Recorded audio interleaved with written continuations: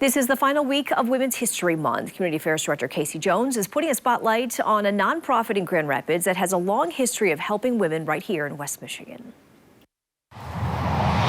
Empower and New Beginnings.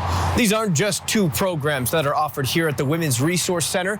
These are tools that go hand in hand with what they've been able to help draw out of women for the last 50 years across West Michigan, helping equip them for success in the workforce. That's why we're putting them in our Connecting with Community Spotlight.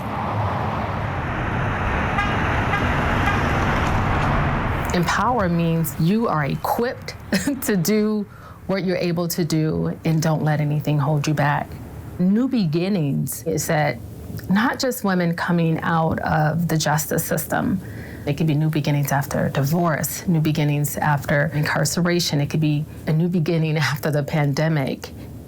It's just a fresh start. There is an unmistakable connection between those that walk through the doors of the Women's Resource Center. When I think about sisterhood, I think about a lifting.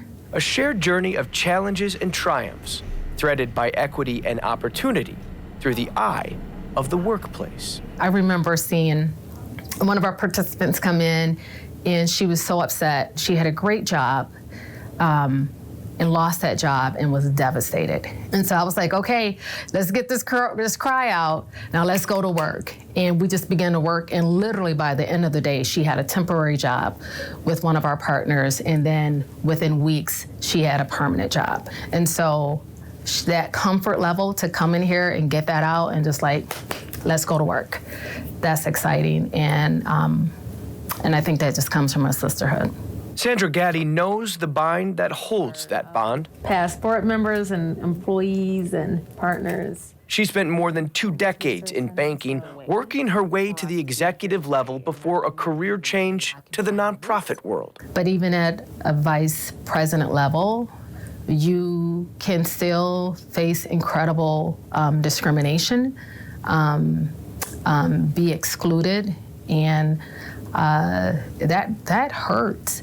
And so that's why I'm able to really sympathize with the challenges that women have gone through, are going through, and why I'm committed to the work. It's work that was pioneered 50 years ago, one of the first women's workforce development centers in the country. This was one of the first sexual harassment trainings for the workplace that went out. And has remained ahead of the national conversation when advocating for women's rights in the workplace. Our New Beginnings program, we celebrated 10 years. I've had the opportunity to speak about it to many cities across the country and in helping them improve ways to serve women who are coming out of jails and prisons.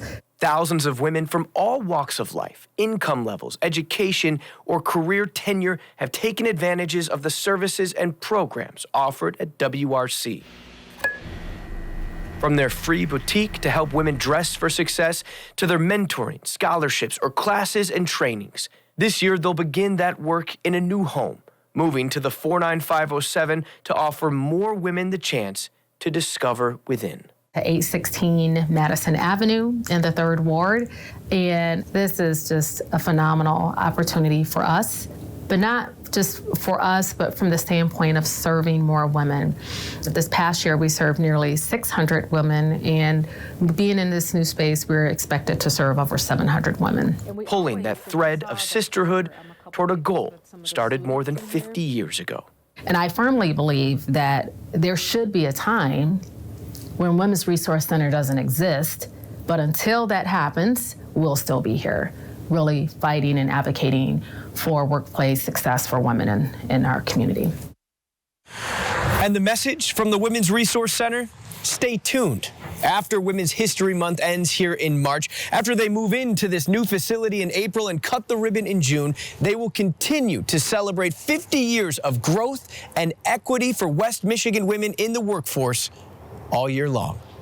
For News 8, I'm Casey Jones, putting the Women's Resource Center in our Connecting with Community Spotlight.